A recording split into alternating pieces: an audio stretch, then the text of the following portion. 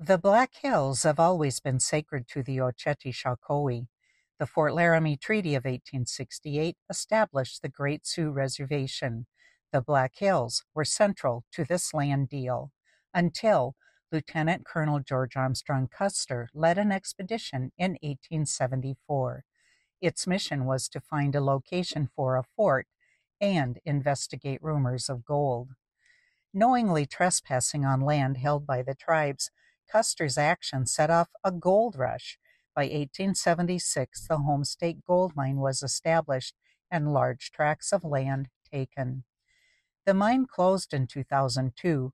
It became one of the world's largest underground laboratories, opening in 2006.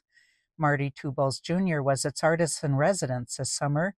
The Sanford Underground Research Facility welcomed the Oglala Lakota citizen to make art inspired by his experience underground. I learned that there are 300 miles of the mine underground. So for me, growing up, coming out here and seeing the open cut, that was always the image in my mind about what Homestake was. And for me, it was very much always a symbol of desecration. It's really a difficult place to be and even visit.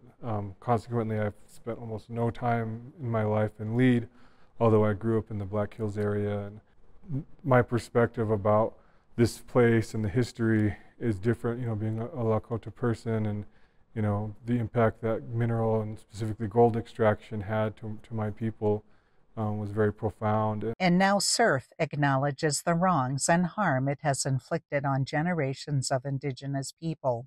All the excavation that happens here, they don't take any of the rock out. They're not excavating the way that they did at Homestake, but the excavations that they are doing, the rock stays here. They're not processing for gold, so they're not trying to find gold. They're not reselling the excavated rock as gravel that goes somewhere else. So the excavated rock actually goes into the open cut here, the open pit. As water becomes scarcer and scarcer, especially clean water, and there being such a long history and a Superfund site up here, surf is responsible for cleaning the water that comes out of the mine now that they've taken over from Homestake. So there's an iron oxide in the water that makes it look red. It's not poisonous, but it just doesn't look the way we think of clean water. So they even pull the iron oxide out, so the water that comes out of the treatment facility is just a clean, even just looks clean water.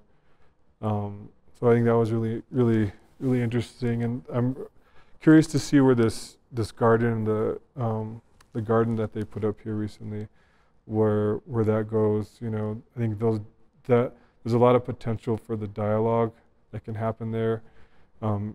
From artists and culture bearers and people from the community, and that's one thing that I've been really appreciative about, is that openness to dialogue and conversation. The garden is Chongleshka Waka, meaning sacred circle. In the shape of the medicine wheel, its plants are sacred and indigenous to the Black Hills. Surf employee Mike Ray said Lakota elders guided surf in construction of the garden. In the Cultural Advisory Committee recommended this as a site where we could have cross-cultural communication. Because we have scientists coming from all over the world to surf, many of them come here and want to know about this place.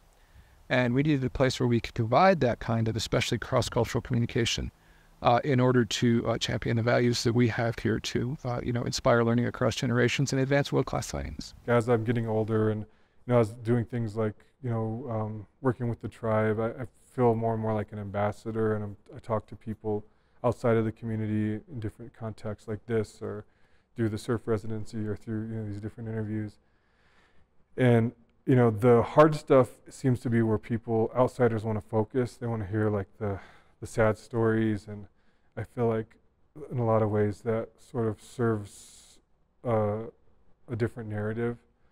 For me, I think the thing that I try to, and I have to hold on to this myself too, are you're saying the good things, the good stories, and one of the things that I've noticed in my short life and my short experiences with other tribes and other tribal communities in this country and in Alaska is, we still really have strong ties to our culture.